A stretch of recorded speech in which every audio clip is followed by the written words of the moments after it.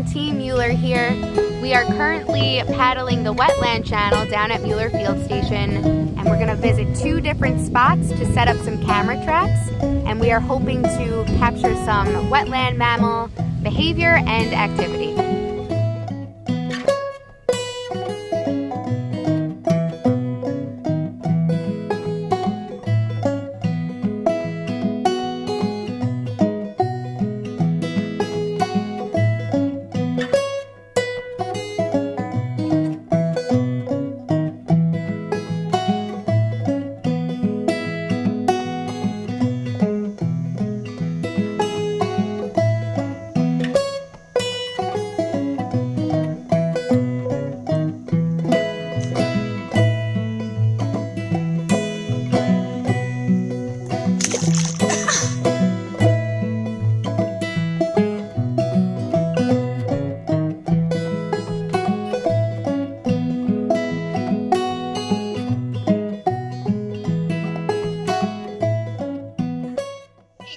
We are here at this otter latrine.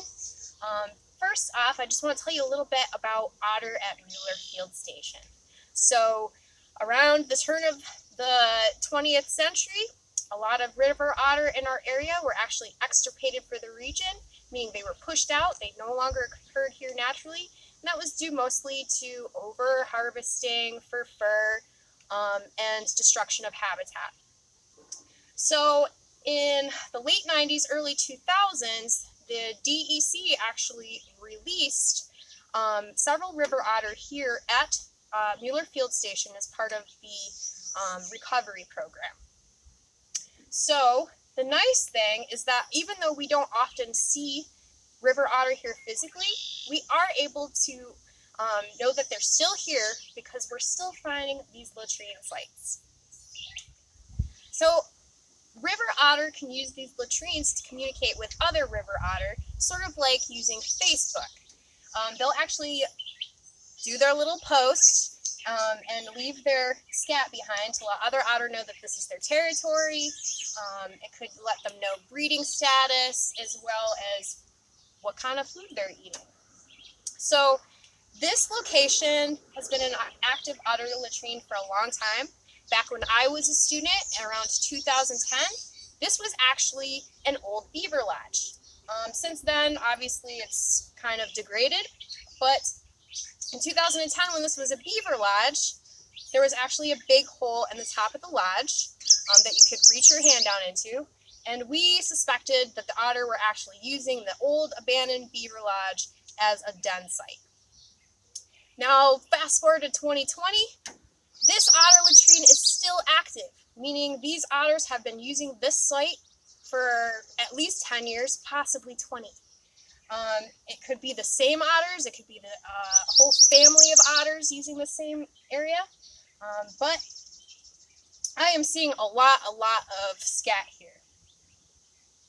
I came here last week and there was just a few older piles of scat. You can tell the older piles of scat because they tend to just be prey remains. A lot of the poop material has washed away in the rain.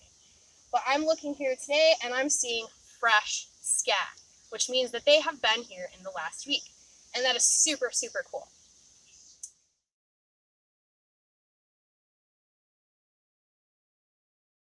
How do you know if you found an otter latrine? Well, otters tend to like things that are kind of visually appealing. So this was a nice open area, almost like a dock or a beach, and those are the areas the otters tend to gravitate to. Then the next thing you'll notice is big piles of poop everywhere.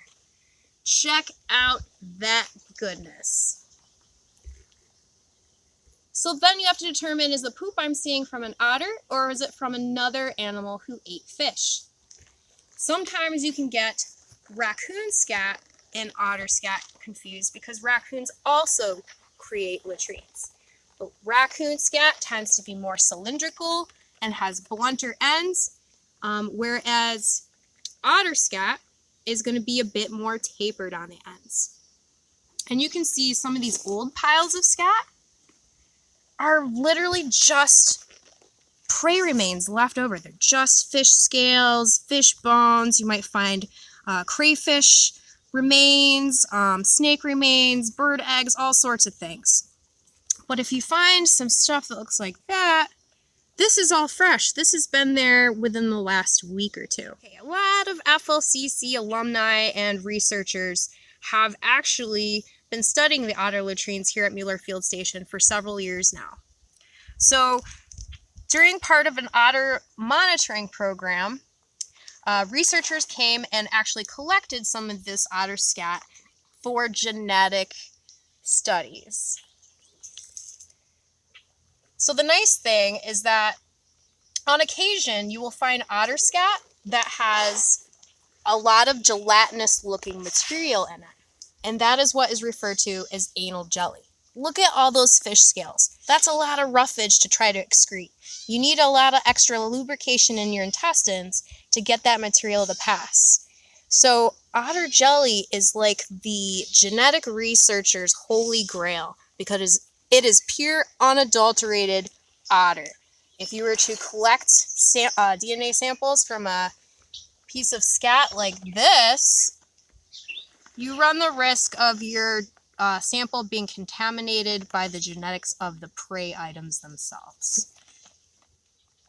All right, guys, so we have our first camera trap set up, and this is a great non-invasive technique for monitoring wildlife, and specifically monitoring otter, which are super elusive creatures. So now we're going to go ahead and put some scent lure down in front of the camera to draw these animals closer in to get a better look at their behavior.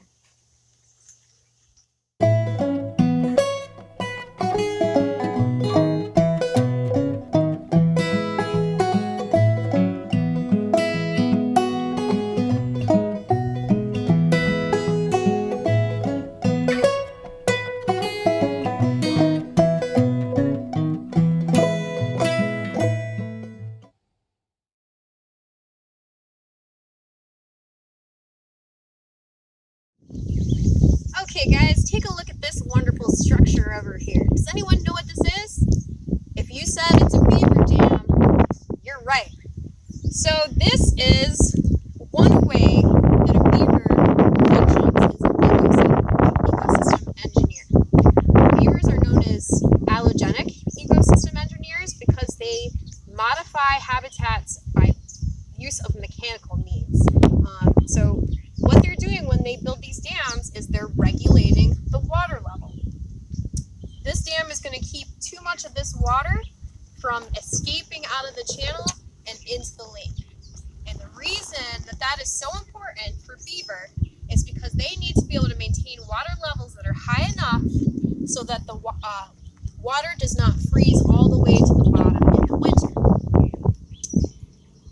The wonderful thing about beaver dams is they help create and maintain beautiful habitat like this, which is a benefit to a lot of other species, like muskrats, raccoons, a lot of waterfowl, some fish, some different invertebrates, and animals like river otter.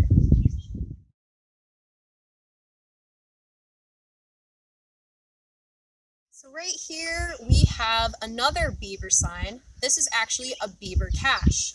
So because beavers do not hibernate during the winter, they live in their lodges and they swim underneath the ice, they need to have access to all of their favorite tree species while underwater. So what they'll do is they'll either anchor the branches of favorite tree species to the bottom in the mud, or they'll actually pile different kinds of plants that are less preferred on top of that to anchor those preferred diet items to the bottom of their channel. And then they'll be able to swim in and out of their lodge through an underwater entrance to be able to access that cache.